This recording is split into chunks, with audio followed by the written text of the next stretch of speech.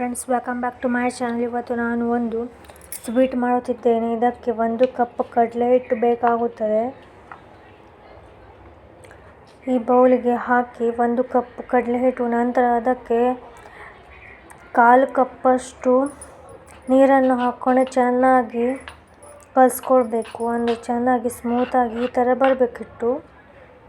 ಮತ್ತು ಸ್ವಲ್ಪ ನೀರು ಬೇಕಾದರೆ ಹಾಕ್ಬೋದು. ಹಿಟ್ಟಿಗೆ ಈ ಥರ ಆಗಬೇಕು. ನಂತರ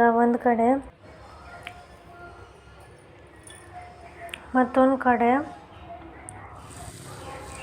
ಎಣ್ಣೆಯನ್ನು ಬಿಸಿ ಮಾಡಿ ಅದಕ್ಕೆ ಈ ಥರ ಆಗಿ ಹಿಟ್ಟನ್ನು ಬಿಡಬೇಕು ಫ್ರೆಂಡ್ಸ್. ನೋಡಿ, ಈ ಥರ ಹಿಟ್ಟನ್ನು ಬಿಡಬೇಕು.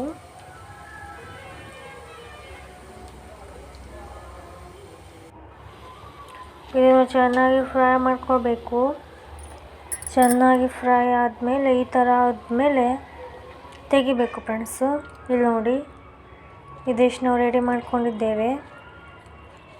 ಇದನ್ನು ನಾವು ಚೆನ್ನಾಗಿ ಎಲ್ಲವನ್ನು ಮಿಕ್ಸಿಯಲ್ಲಿ ಹಾಕ್ಕೊಳ್ಬೇಕು. ಈ ಸ್ವೀಟ್ ಚೆನ್ನಾಗಿ ಉಳಿಯುತ್ತೆ ಫ್ರೆಂಡ್ಸ್.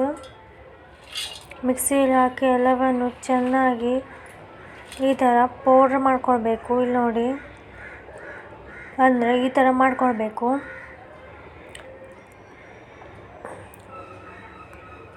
ಈ ಸೈಜಿಗೆ ಬರಬೇಕು.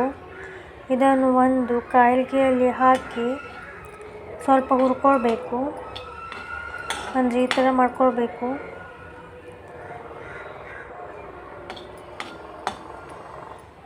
ನಂತರ ಇದಕ್ಕೆ ಸಕ್ಕರೆಯನ್ನು ಹಾಕ್ಕೊಳ್ಬೇಕು.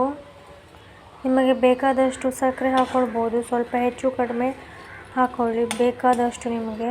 ಸ್ವೀಟ್ ರೆಡಿಯಾಗಿದೆ friends. Thank you for watching.